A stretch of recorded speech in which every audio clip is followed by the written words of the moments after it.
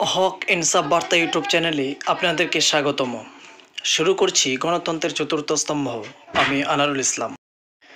বর্তমান বিজেপি সরকারের একের পর এক মুসলিম বিদ্বেষী নীতি এবং একের পর এক বিল পাস, সেই সঙ্গে পশ্চিমবঙ্গের বর্তমান মুখ্যমন্ত্রী মাননীয়া মমতা বন্দ্যোপাধ্যায়ের নীরব সমর্থনও বলা যেতে পারে।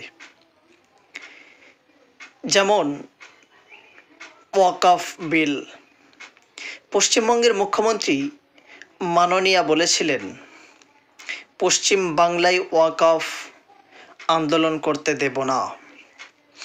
যদি পশ্চিম বাংলায় কেউ ওয়াকফের বিরুদ্ধে আন্দোলন করে তাহলে আমার থেকে বড় শত্রু আর কাউকে দেখতে পাবে না। এজন্য তিনি পশ্চিম বাংলায় ওয়াকফ আন্দোলনকে কঠোরভাবে প্রতিহত করেছেন। ওয়াকফ সম্পত্তির যে নিয়ম ছিল, উম্মেদ পোর্টালে 5 ডিসেম্বরের মধ্যে সমস্ত ওয়াকফ সম্পত্তিকে আপলোড করার নির্দেশ ছিল কেন্দ্রীয় সরকারের পক্ষ থেকে।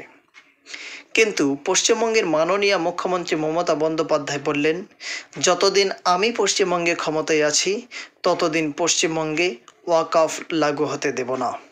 কিন্তু হঠাৎ করেই নবান্নের ঘোষণা, যে সমস্ত ওয়াকফ সম্পত্তি পশ্চিমবাংলার মধ্যে আছে সেগুলো উম্মেদ পোর্টালে 5 ডিসেম্বরের মধ্যেই আপলোড করতে হবে, নইলে সেই সমস্ত সম্পত্তিগুলি সরকার চাইলে অধিগ্রহণ করতে পারে।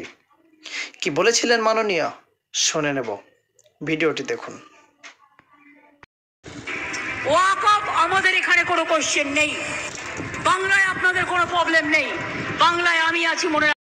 এই ঘটনার পরেই আমরা বুঝতেই পারছি না, অর্থাৎ পশ্চিমবঙ্গের সংখ্যালঘু মুসলমান তারা কোন দিকে যাবে। কি ভাবছেন মাননীয়ার বিষয়ে?